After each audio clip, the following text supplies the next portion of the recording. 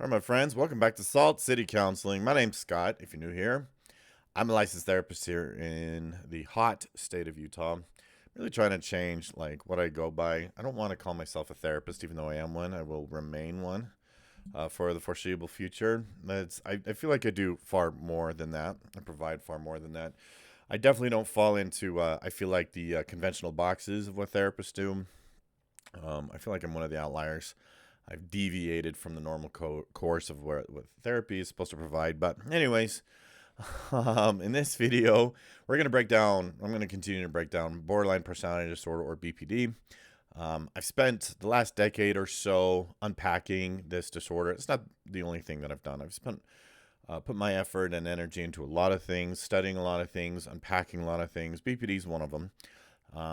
And I wanted to kind of break down some other things in this video to try and help create some better awareness or better understanding of what's happening with this disorder, and just help people kind of understand it better, so that we can maybe build a better future to better treat it. I'm becoming more and more convinced that the general stance on a personality disorder in general, in terms of psychology and counseling, um, I feel like they are just completely missing the boat. They don't know, like the APA, for example, the American Psychological Association, is missing the boat on BPD, and nobody's getting a proper education on what this disorder is really about. One of the troubles that we're having, I think, with treating this disorder is that there really aren't any mental health professionals that really get it, that really understand it, because they haven't understood or learned or been taught properly on what to do with this disorder, understanding what's going on here. Lately, and I talked about this in a previous video. If you want to go check it out, it's buried in there somewhere. Lately, I have been studying internal family systems, or IFS type of therapy. When I first connected or first started learning about this type of therapy, it really resonated because it has just been very, very consistent with my own work as an individual, but also as a professional. And basically, the theory, if you don't know internal family systems, it rests on the assumption that all of us are made up of different parts, and that we have different parts to us, like an internal family. It's where the name comes from, internal family systems. And that a lot of people can find healing from trauma and addictions and all kinds of stuff if they address the individual parts and address their psyche as though it's in parts. Now, I have been saying for years and years and years that when with BPD particularly, as well as others, I noticed that there's like a fragmentation, like they're fragmented, or really they're in parts, right? And I've noticed this dynamic for years and years. IFS has only completely vindicated my own experience, my own interactions with the disorder. And I think it stands to good reason, too, that another reason that we are not very effective at treating BPD is it just requires experience. Not only do we have a very incorrect view or stance or take on it in general with psychology, but also that I think it requires a certain amount of experience. I think it's a very complex and difficult disorder. It's very difficult to kind of navigate and understand the nuances, and it just kind of requires some experience, right? But when you look at their behavior, when you look at BPD as a disorder through the lens of them being broken into pieces or fragments, and in an IFS, again, they call it parts. But if you look at a healthy, really healthy, functional individual, those parts are fairly integrated. They're associating, right?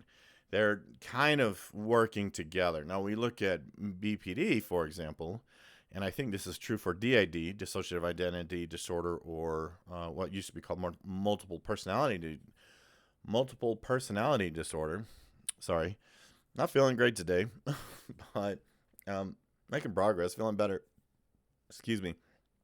Um, what I was saying, though, right, with those parts, with those fragments, they are basically partitioned off. There are walls between them. They're not associating, they're disassociating, right? They're not integrated, they're disintegrated, right? And I think that is really the most important part, because I know I've had a lot of people, they're just like, I don't understand the confusing behavior. If you understand that each part is disassociated from the other parts, or largely dissociated, or they are disintegrated, or right, the lack of integration with each other, things start to make, to me, way more sense. Just like a hell of a lot more sense. Things become far, far, far more like, oh, like the lights really come on when, I believe, when you look at it in that sense, right? And you think about it, and each one of these parts, or again, I call them fragments, basically will take the driver's seat. At certain intervals, certain episodes, certain things get triggered, and different parts or different fragments might have a different trigger, right? So this one over here gets triggered, and suddenly it's in the driver's seat, and the rest of them are not associated with that line of behavior. So later when you're like, well, you said this and you said that, or you did this and you did that, and they're like, what are you talking about? I did not, right? And they're angry with you as though you're lying, right? And they're not associating themselves with the behavior that they did over here, with that this piece or this fragment did, or this one over here, and so on and so forth, right? And so to a certain degree, I think we have to give them just a little bit of leeway in realizing that this is mental illness, right? To do this thing or that thing and then later be like, I did what? What are you talking about? Because to a certain degree, that's reality for them. They don't entirely understand or associate with all of their behaviors, right? So, but that's not to say that they, okay, here's the truth. The way to fix that is they need to take like radical accountability and radical ownership and radical responsibility that, hey, whether I remember it or not, I'm responsible for my own behavior. Whether I'm associated with it or not, I'm responsible for my own behavior. And that act alone seems to create a little better association or a little bit better integration. I'm absolutely convinced, because I call a recovered BPD a reintegrated one, because you take the different parts, you take the different fragments, and you piece them all together, and ta-da, you are integrated or reintegrated, right? You think of an integrated circuit, all the different parts are connected to the same kind of motherboard, and they're all working together, right? In unison, right? That's what integration is, or integrity. We use the word integrity. And so that's one of the struggles that we find with a disorder is the lack of integrity, because say one thing, do another thing, say another thing, do another thing, and on and on and on and on and on we go, right? And it's when we're trying to figure their behavior, we're like, am I losing my mind here? Because these are such a radically inconsistent set of behaviors. So, but I'm convinced, as I was saying, that one of the tricks, one of the keys to integrating or reintegrating is to take radical accountability and radical responsibility for thoughts, feelings, and behaviors, right? Total responsibility. I am responsible for my thoughts, my feelings, and my behaviors, not other people, okay? And it's hard because it's like somebody will do something and that triggers something, and it's really easy for the mind to go to that place that, well, if they didn't do that, I wouldn't feel this way. No, they're not responsible for your thoughts, feelings, and behavior. You are, right? That's hard. It's really, really hard.